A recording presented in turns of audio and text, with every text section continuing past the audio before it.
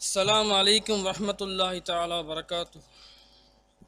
إن الحمد لله نحمده ونستعينه ونستغفره ونؤمن به ونتوكل عليه ونعوذ بالله من شرور أنفسنا ومن سيئات أعمالنا.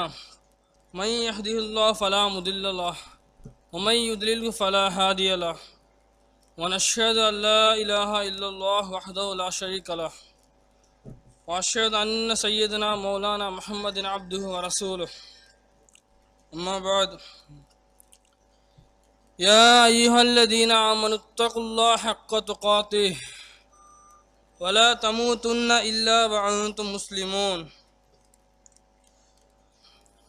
يا أيها الناس اتقوا ربكم الذي خلقكم من نفس واحدة وخلق منها زوجها وبث منهما رجالا كثيرا ونساء واتقوا الله الذي تساءلون به والأرحام.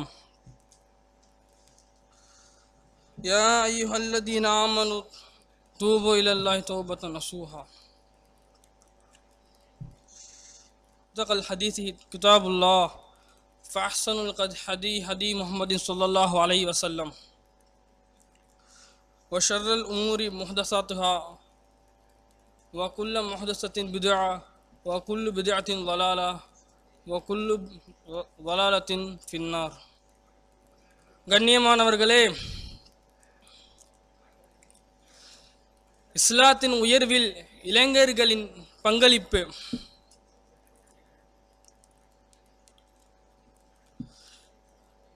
ஒரு சமுதாயத்தின் முதுகெலும்பு இந்த இளைஞர்கள். ஒரு சமுதாயத்தின் ஆணிவேர் இந்த இளைஞர்கள். எந்த ஒரு சமுதாயத்தின் இளைஞர்களின் நிலை கெட்டுவிடுமோ அந்த ஒரு சமுதாயத்தின் நிலை கெட்டுவிடும். எந்த ஒரு சமுதாயத்தின் இளைஞர்கள் நிலை சீராக இருக்குமோ அந்த சமுதாயத்தின் நிலையும் சீராக இருக்கும்.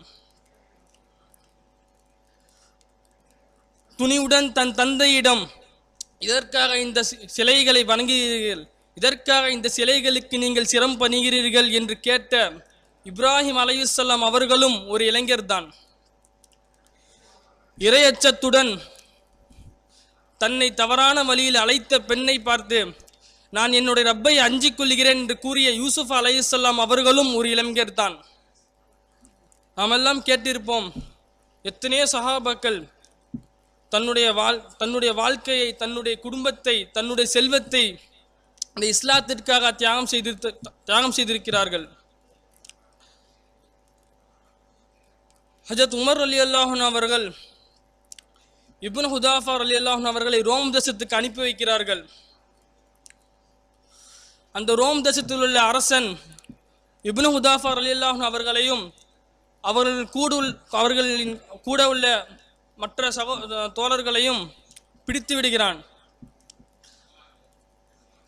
பிடித்து, ஹுதாஃபாவே, இந்த இஸ்லாத்தை விட்டுவிடு, என்னுடைய ஆட்சியில் நான் பாதியை தந்து விடுகிறேன் என்று கூறுகிறான்.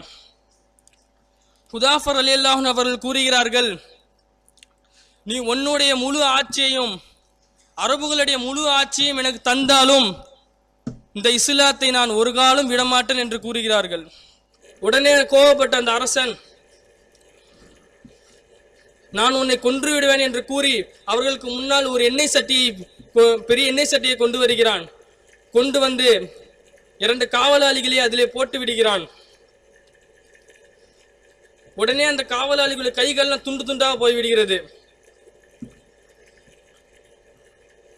பின்பு ஹுதாஃபா ரலியல்லாஹு அன்ஹு அவர்களை தூக்கி அந்த எண்ணெய் சட்டிக்கு முன்னால் நிப்பாட்டுகிறான்.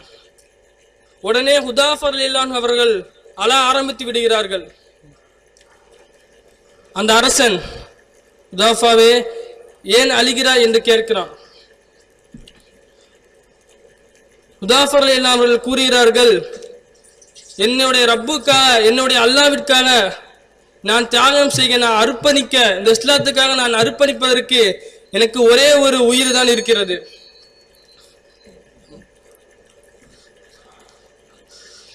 நான் ஆசைப்படுகிறேன், என்னுடைய உடலில் ஒவ்வொரு ரோமங்களும் எனக்கு உயிராக தரப்பட்டு ஒவ்வொரு உயிரையும் அந்த அல்லாஹ்விற்காக இந்த எண்ணெய் சட்டியில் நான் பலியிடுவதற்கு நான் ஆசைப்படுகிறேன் என்று கூறினார்கள்.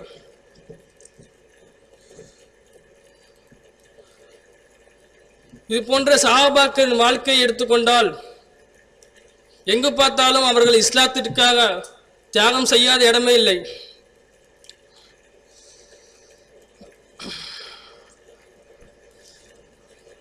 நாமும் சஹாபாக்களை போன்று வாழ அல்லாஹ் ரஹ்மான் நம் அனைவருக்கும் தௌஃபீக் செய்வானாக. ஆமீன். வாஹிதுவானா அல்ஹம்துலில்லாஹ்.